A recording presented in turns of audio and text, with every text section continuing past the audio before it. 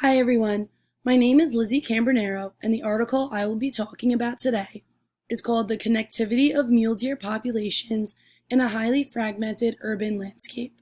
This article focuses on urbanization and its impact on deer. Before we begin, we must understand what urbanization is. So, what is urbanization? Urbanization is the process that describes an increase in people forming cities. Urbanization can have many negative effects on both the city itself and also the surrounding land. These effects can include decreased air quality, poor sanitation, the destruction of our forests, as well as the destruction of our wildlife.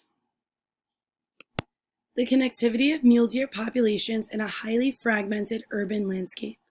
In order to get a better idea of what this title means, researchers in California studied the genetic connectivity of mule deer so they could further understand the deer's genetic response to fragmentation caused by urbanization. Genetic connectivity is the exchange of genetic material amongst species that allows for them to adapt to changing conditions. Now I will be discussing a brief introduction to this article. During this study, California was used because of its dense human population. It was also used because many of the highways form man-made barriers that likely caused low genetic diversity and also caused isolation. Researchers predicted that if highways formed barriers to gene flow, then population structure would align with the highways. Now let's discuss location. The area used during the study had two main regions in both Los Angeles and Orange County. These regions were then divided into subregions based on geographical features and development. And as you can see, I have included a picture on this slide that depicts both the Los Angeles region as well as the Orange County regions. During this study, many samples were collected. The samples used were feces and tissue samples from deer that were found dead. A total of 648 samples were collected. The DNA was extracted and amplified using a polymerase chain reaction. This is also known as PCR. The PCR products were then run on a DNA analyzer machine in order to obtain the genetic sequence. To ensure the accuracy of the genotyping, all samples were used in a minimum of 3 separate PCR reactions. I will now be discussing the analysis of this study. Each genotype sample was matched with the location in which it was found.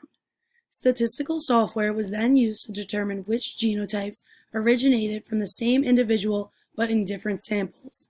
Samples yielding genotypes from the same individual were considered redundant.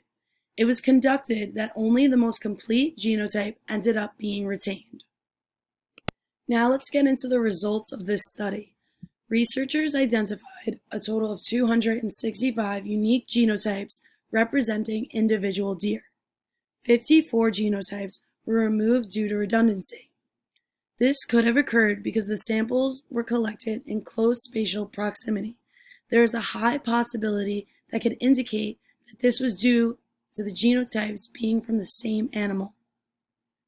Researchers found that highways and other man-made barriers that separate habitats can greatly reduce gene flow.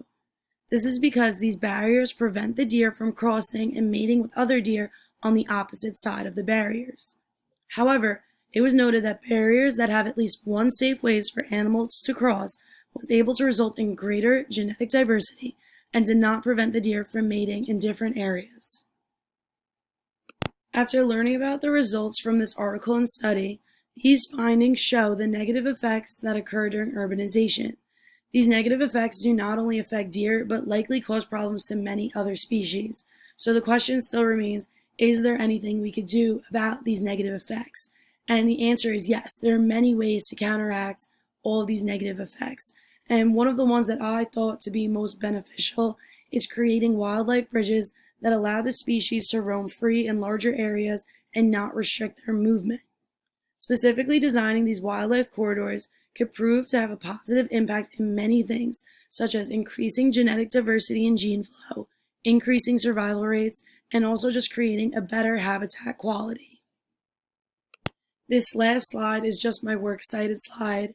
Thank you so much for watching, and I hope you enjoyed my presentation.